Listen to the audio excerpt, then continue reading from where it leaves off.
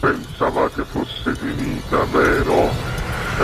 No, il sogno continua, sognando con voi Otto Frizza. Dopo di noi, game over.